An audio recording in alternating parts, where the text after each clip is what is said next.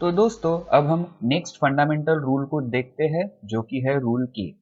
तो रूल के हमें ये बताता है कि किसी भी फीचर्स के एक्सेस, सेंटर प्लेन्स या फिर सरफेसेस जो कि ड्राइंग में कोइंसिडेंट शो होते हैं और जिनके बीच के रिलेशनशिप को हम ज्योमेट्रिक टॉलरेंसेस के थ्रू इस्टेब्लिश करते हैं, वहां पे जीरो बेसिक डायमेंशन ही अप्लाई होगा।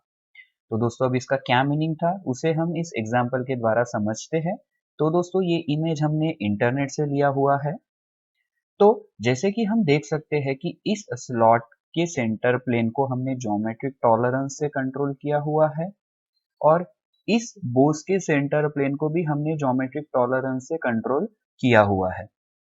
तो दोस्तों इसका यहाँ पे ये मीनिंग होगा कि इन दोनों के सेंटर प्लेन के बीच का जो डिस्टेंस होगा वो होगा जीरो बेसिक, जिसे हम इस तरह से बॉक्स में देंगे।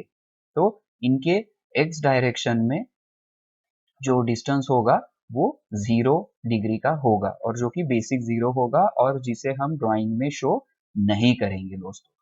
ठीक है, अब इसे और एक बार एक एग्जांपल के थ्रू देखते हैं कि यहाँ पे हमें दो बोस दिए हुए हैं। ये एक बोस है तो जिसका सेंटर प्लेन होगा और नीचे वाला भी ये एक बोस है जिसका भी सेंटर प्लेन होगा।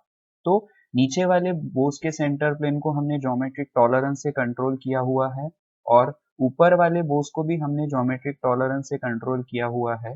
तो इस बोस का सेंटर प्लेन और ये जो बोस है इसका भी जो सेंटर प्लेन होगा वो दोस्तों 0 डिग्री बेसिक पे ही होगा, जिसे हम ड्राइंग में शो नहीं करते हैं। ठीक है, तो ये हमें याद रखना है कि इसका क्या मीनिंग होता है। तो दोस्तों रूल के हमें यही बताता है कि किसी भी फीचर्स के सेंटर प्लेन, एक्सेस या फिर सरफेसेस जो कि ड्राइंग में कोइंसिडेंट शो होते हैं और जिनके बीच के रिलेशनशिप को हम ज्योमेट्रिक टॉलरेंस के थ्रू कंट्रोल करते हैं, उनके बीच का एंगल जो होगा वो 0 डिग्री बेसिक होगा। उनका इस एग्जाम्पल के लिए एक्स डायरेक्शन में मतलब डिस्टेंस जो होगा वो 0 बेसिक ही होगा, इस तरह से, जो कि हम ड्राइंग में शो नहीं करते हैं। Thank you.